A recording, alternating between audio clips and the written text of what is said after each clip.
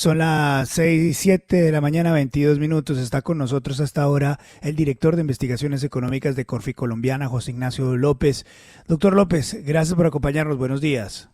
Buenos días, un gusto estar con ustedes. Gracias por darnos algunos minutos. Don Juan Lozano y el profesor Fernando Quijano, director de la República, estuvieron los dos en la ANDI y nos acaban de hacer un diagnóstico de lo que se vivió principalmente con la cara de la mayoría de los empresarios y el discurso del presidente Gustavo Petro. Otra de las aristas de lo que está pasando es la reforma tributaria. Este escenario económico, ¿cómo lo está viendo usted? Tanto la reacción de los empresarios, que emana principalmente de la reforma tributaria y la reforma tributaria en sí. Bueno, Luis Carlos, la discusión de la reforma tributaria pues apenas arranca. La semana pasada conocimos ya en concreto qué es lo que busca el gobierno en términos de recaudo y a través de qué instrumentos de tributación.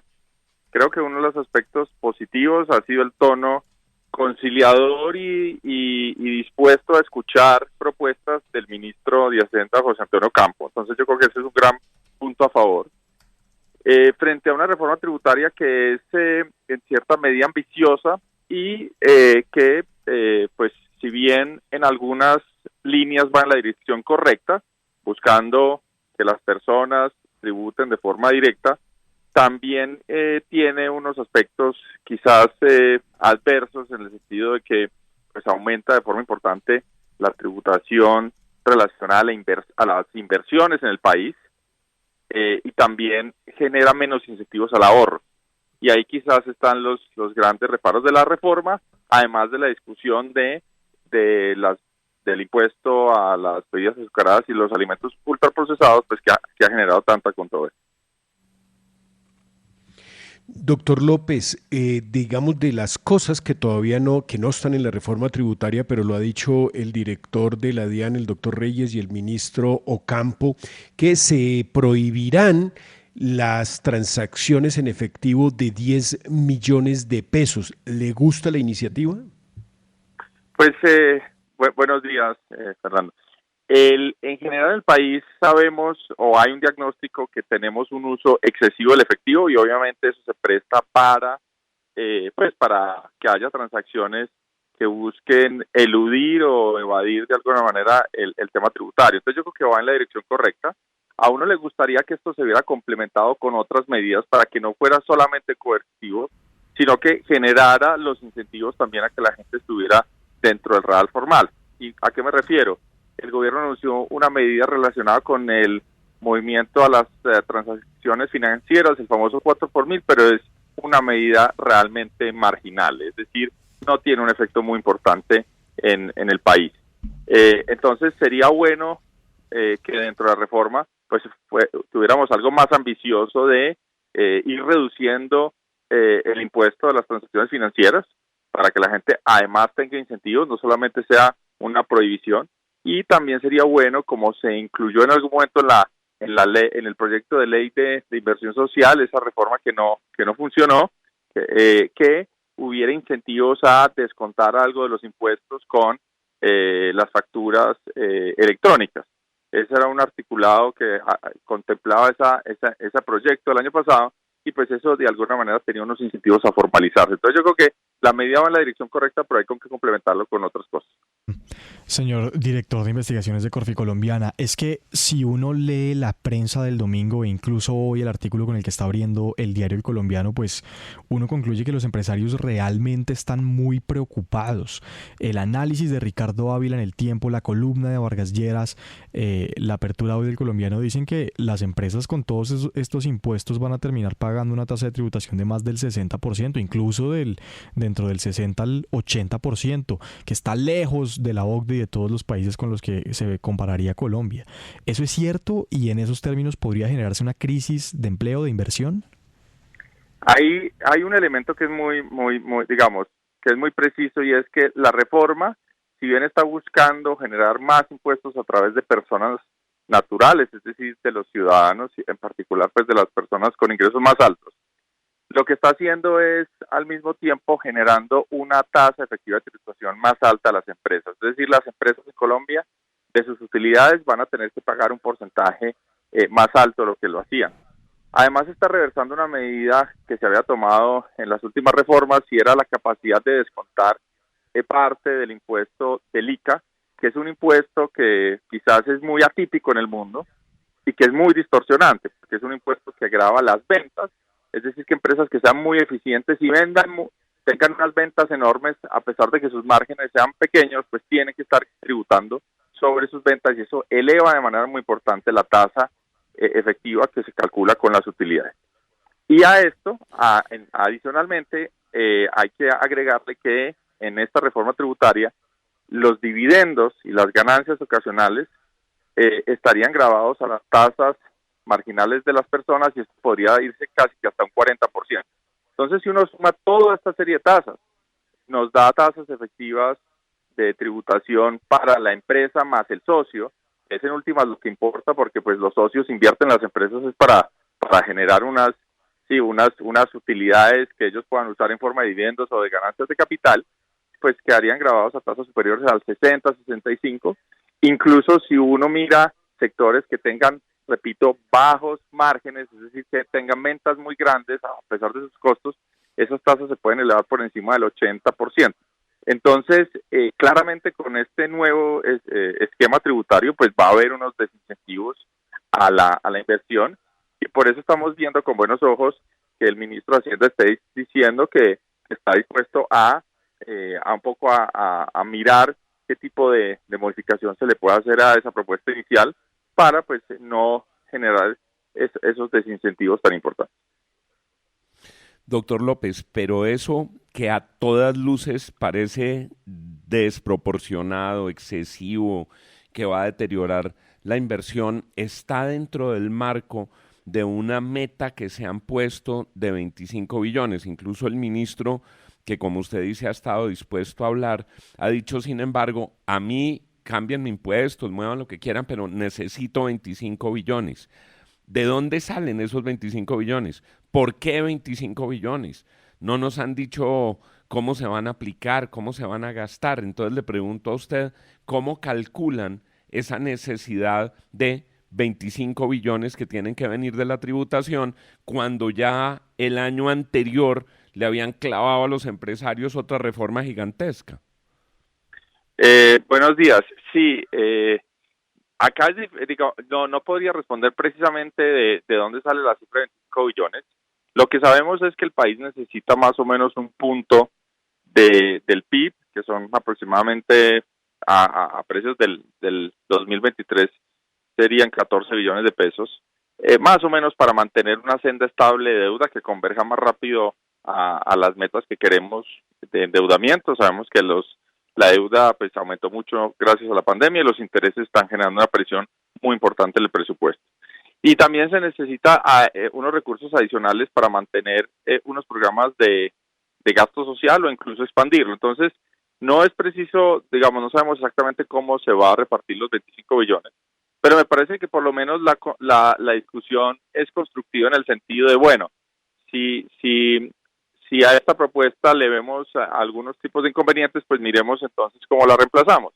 Y quizás ahí parte de la tarea nuestra, de los analistas del sector privado y en general de la sociedad, pues es generar propuestas que también no solo minar el recaudo, sino generar algunas propuestas sustitutivas. Entre otras, pues una de las cosas que hemos dicho, que muchos analistas han dicho, es que esta propuesta realmente, por ejemplo, en temas de personas naturales, no amplía para nada la base. Y se sabe que en Colombia hay un primer tramo, que es un tramo muy largo, que va hasta los más o menos 42 millones de pesos, donde las personas no tributan absolutamente nada. Uno podría pensar en algo muy marginal, muy pequeño, donde en ese primer tramo pues haya unas tasas realmente pequeñas, pero para ampliar la base de personas naturales y que eso ayuda sí. a contribuir al recaudo.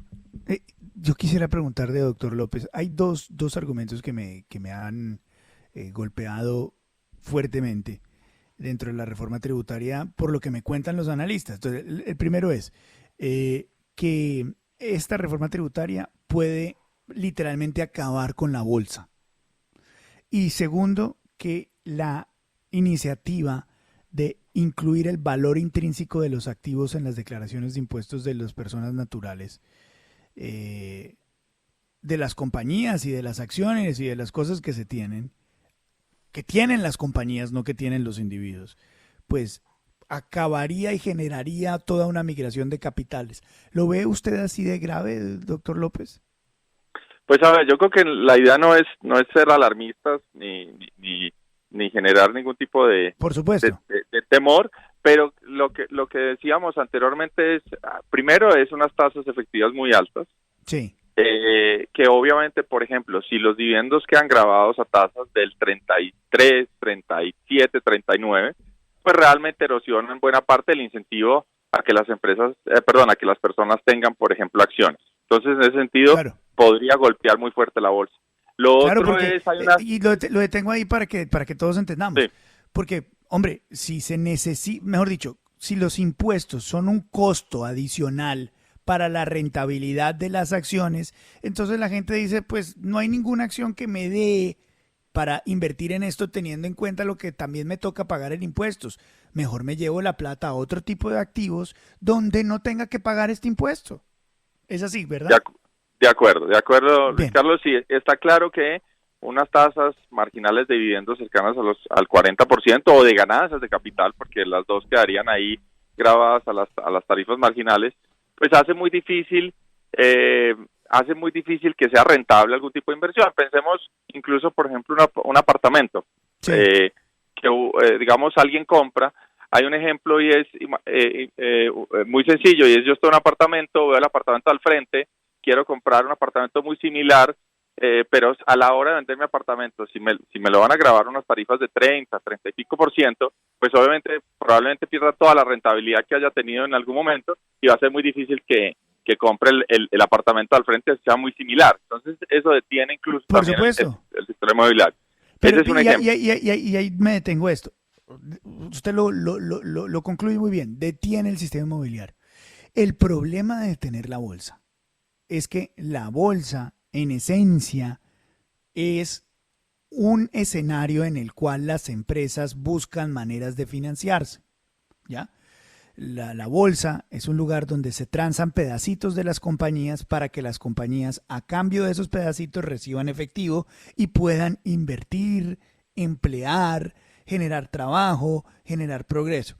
Si las acciones dejan de ser un elemento para financiar a las compañías no van a tener cómo crecer. Y si no tienen cómo crecer, no tienen cómo generar dinero. Y si no tienen cómo generar dinero, no tienen cómo emplear. Eso significa un golpe durísimo también a la producción del país y al empleo, principalmente de la clase media. Qué pena porque lo interrumpí. La segunda parte de la respuesta. No, perfecto, muy bien, gracias por el complemento. Yo lo que quería anotar también es que la reforma trae una simetría que es compleja, y es que las tasas a las que se enfrentarían los inversionistas extranjeros serían en últimas menores, porque tendrían una tasa plana, por ejemplo, en los dividendos. Entonces eso podría generar incentivos a que en últimas sean los inversionistas extranjeros los que inviertan solo en Colombia, o un cambio, digamos, domiciliario, donde pues muchas empresas vean que es mejor estar ubicados no en Colombia y atender al mercado colombiano desde afuera. Y eso es algo que en los últimos años pues hemos visto de manera importante. Entonces yo creo que hay que reconciliar el mismo discurso que tiene el presidente Gustavo Petro de buscar crear riqueza, por ejemplo, con el sector industrial, con esta discusión tributaria que no estaría generando esos incentivos realmente para que haya una inversión muy activa en el país. Entonces, usted imagínese esto. Entonces, si eso es así, y si se está grabando a las personas que invierten en el país por el solo hecho de estar en el país, y que eso incentiva a que se establezcan compañías que se sirvan a Colombia desde afuera, a la larga lo que se está haciendo es evitar que los propios colombianos puedan sacar provecho de su propio país. Estamos matando la inversión nacional para que podamos generar empleo, trabajo y servicios. Y aquellos del exterior que tienen la posibilidad porque le cuadran los números, cada vez van a ser menores, porque hay que explicarle a la audiencia, y todos tenemos que entender, que los inversionistas extranjeros, ni nadie tiene la obligación, doctor López, de invertir en Colombia. Nadie. La inversión única y exclusivamente obedece a incentivos. ¿Y los incentivos dónde están?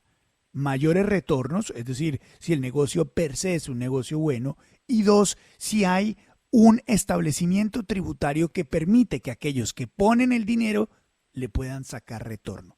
Y si le sacan menos retorno debido a los impuestos, pues no invierten en Colombia, porque nadie está obligado a invertir en Colombia. Por mucho que algunos en la administración piensen que es obligatorio que todos invirtamos en el país y que el mundo tiene que invertir en Colombia, es mentira. Si no hay incentivos tributarios, no hay inversión. Doctor López, ¿exagero en mi apreciación? No, Luis Carlos, yo diría es que yo creo que el diagnóstico que se hizo ya de la reforma ha mostrado estos números y yo estoy confiado en que digamos, en la buena voluntad del ministro de Hacienda de revisar el efecto que tendrían estos cambios tributarios en el país. Entonces, yo todavía estoy optimista de que vamos a lograr tener un diálogo más, digamos, un diálogo constructivo que nos permita, pues, efectivamente acomodar unas tasas de tributación que no generen estos desincentivos a no producir en el país y a no generar riqueza en el país. Son las 7:38. Excelente entrevista. Aprendimos mucho hoy, doctor López. Muchas gracias por darnos algunos minutos aquí en la FM.